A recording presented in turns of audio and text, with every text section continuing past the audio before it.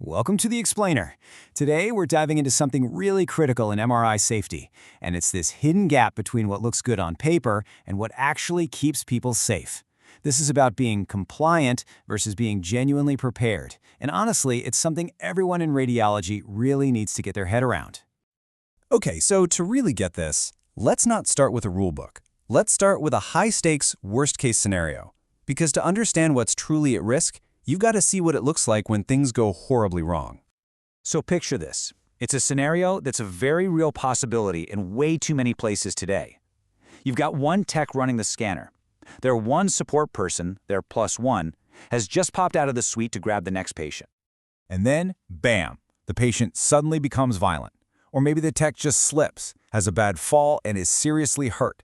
They are now trapped, they're alone, behind a locked, soundproof door, and their help is somewhere outside dealing with another patient. They're completely isolated. That hypothetical is exactly why we're talking about this. That kind of scenario brings us right to some pretty dangerous myths that are floating around about MRI staffing. These ideas create this false sense of security, and it's time we cleared them up, right now. All right, myth number 1, the idea that you need 2 fully credentialed MRI techs for every single scanner. Turns out that's just not the case. The American College of Radiology, the ACR, actually calls for a +1 model. What that means is one tech running the machine plus one support person. And get this, that support person only needs level 1 safety training. Okay, myth number 2, and this one is so important. It's the belief that the ACR's guidance is, just a friendly suggestion. It's not. In the United States, it has become the legal standard of care. If your facility takes Medicare payments, you are expected to meet these standards. So don't let anyone tell you it's not the benchmark you'll be held to if something goes wrong, because it absolutely is. So, if that +1 support person isn't always physically in the room, how do we make sure we're actually safe? How do we prevent that worst-case scenario we just walked through?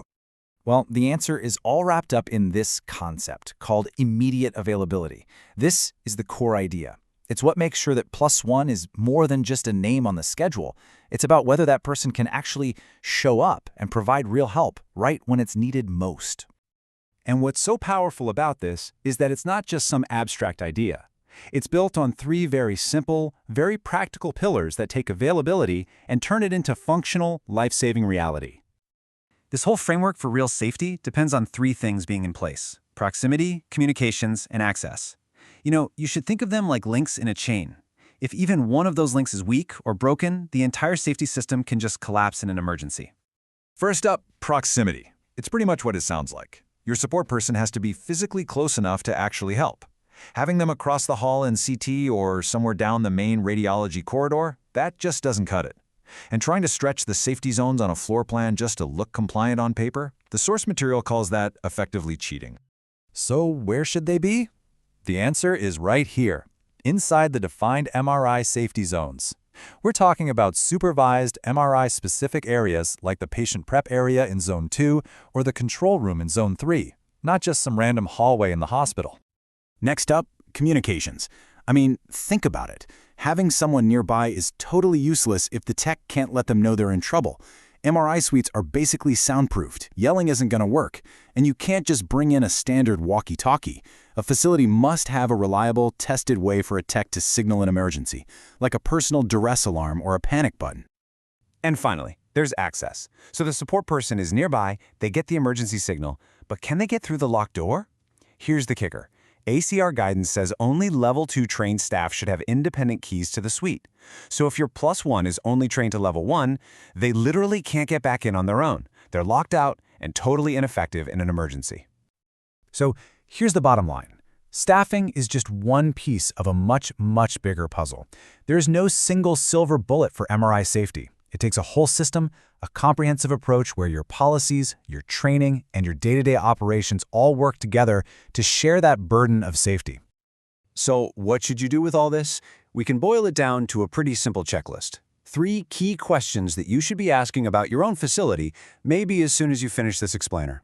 First, remember that the ACR manual isn't just a suggestion. It is the standard of care you'll be measured against. Second, look beyond the paperwork. Ask the tough question. Do we really have functional proximity, communications, and access?